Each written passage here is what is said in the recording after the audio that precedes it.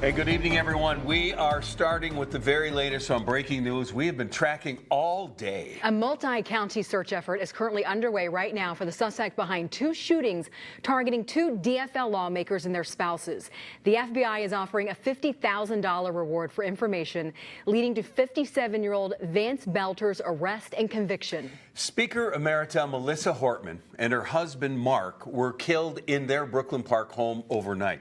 And before that, in Champlin, Senator John Hoffman and his wife Yvette were shot and seriously hurt. And authorities are now at connected scenes all over in Brooklyn Park, Champlin, Green Isle in Sibley County, and most recently in Minneapolis. We have team coverage tonight with all the latest information on this breaking situation.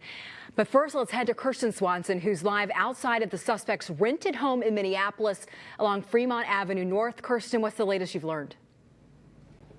Yeah, well, this is one of the latest scenes that police swarmed to here during this ongoing manhunt for Lance Belter. This is the home that Vance Belter was living in. He rented a room here from his friend David Carlson. Now, David tells us that he has known Belter since they were kids. They grew up in Sleepy Eye, Minnesota. He last communicated with him last night, but woke up this morning just after 6 a.m. to a pair of alarming text messages that prompted Carlson to call police. Now, that set in motion a chaotic scene early this afternoon when police and a SWAT team came to the home with a search warrant. Due to the ongoing nature of this incident, David said that they came in unannounced. They knocked the door down. They took the front window out near the bedroom that Vance was staying in.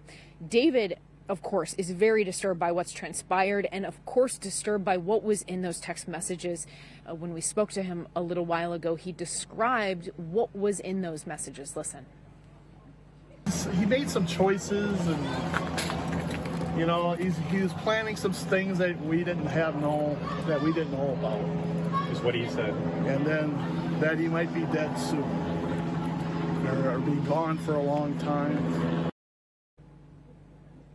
And David said law enforcement confiscated some files from Belter's room and also towed away his car that was parked here at the home. He said that they didn't take any weapons, as it appears there weren't any in the house when police arrived this afternoon.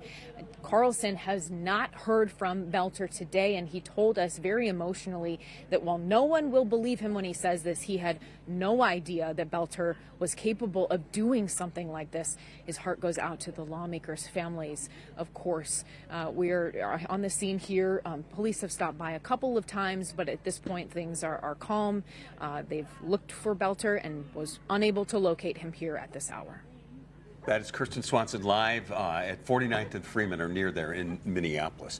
Now, right now, this is an urgent multi-agency investigation, and it all began overnight in the early morning hours when shots were fired at Senator Hoffman's house in Champlin. Right now, law enforcement is telling residents to not confront the suspect, but to call 911 immediately, as he's considered armed and dangerous. Let's get to Ellen Gallis out at the Joint Information Center in Blaine. Ellen, what's the latest you're hearing?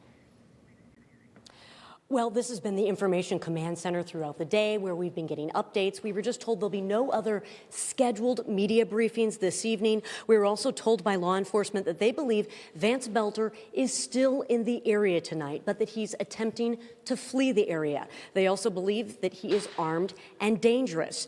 They also released the most recent photo of Belter. You can see it. He's wearing a cowboy hat and a brown jacket. Now, this was taken from a surveillance camera at a Minneapolis business earlier today. They also said they have other images from this morning, but they wouldn't say where they came from. Now, we also asked about this manifesto, this list of lawmakers and other potential targets. That's the main question tonight, and it is key to figuring out the motivation in this crime.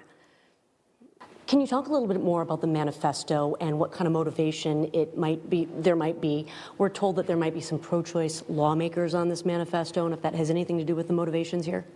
At this point in time, it would be premature. The question is the manifesto and the information that we have received as their motivations. We are working diligently on that. There's certainly some indications within that, but there's not specifics enough. We have been, this is a very active and fluid investigation, throughout the day as you've been waiting and these teams have been out working out in the field, and they have been gathering more documents and information. So it would be premature for me at this point to really say exactly what the motivation might be from these writings, but we will be continuing to work on that and provide that information when we're able.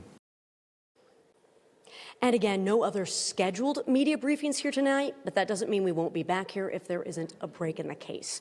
Reporting live in Blaine, Ellen Gallis, 5 Eyewitness News.